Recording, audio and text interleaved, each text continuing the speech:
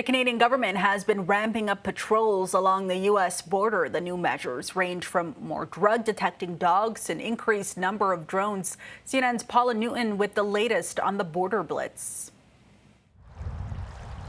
We are at the Peace Bridge on the world's longest international border, more than 5,500 miles separating Canada and the U.S. by land and water. Here on the Niagara River between Fort Erie, Ontario and Buffalo, New York, joint patrols. Canadian and American law enforcement on the water, keeping an eye on both sides of the border. And that is the U.S. Coast Guard ship. Now, the joint patrols between Canada and the United States, that's not new. What is new is the approach on the Canadian side of the border. Since the new U.S. administration came into power, we have had a paradigm shift here in Canada in terms of our law enforcement posture. There's no question. Canada is putting its money where its border is, $1 billion more, launching drones. So it opens up a whole new world to us as far as detecting criminality.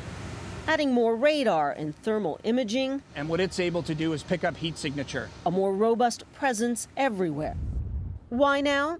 Call it the Trump effect. The fentanyl coming through Canada is massive. And so President Trump imposed punishing tariffs, even though U.S. data show less than 1% of fentanyl seized at the U.S. border comes from Canada. But Canada's own intelligence shows organized crime, including gangs from Mexico, are producing more fentanyl and other drugs in Canada for export to the United States and elsewhere, also expanding their footprint to launder money as well. Was the president onto something here? The president and our government, I think it's safe to say, have agreed that we can do more collectively to secure the border. And we have regular members out to the border in uniform, on patrol, which is something, say, a year ago, we weren't doing. Do you worry about what you don't find and seize? Yeah, that's always a concern. And that's really where it comes down to working closely with our law enforcement partners. From fentanyl to firearms, the Canada Border Services Agency says the president's scrutiny has led to more resources and intelligence sharing on all kinds of smuggling. Check low, low, low.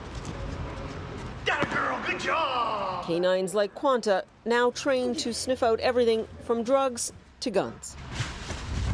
While the world's longest border may still be undefended, on Trump's urging and threats, it is now better protected.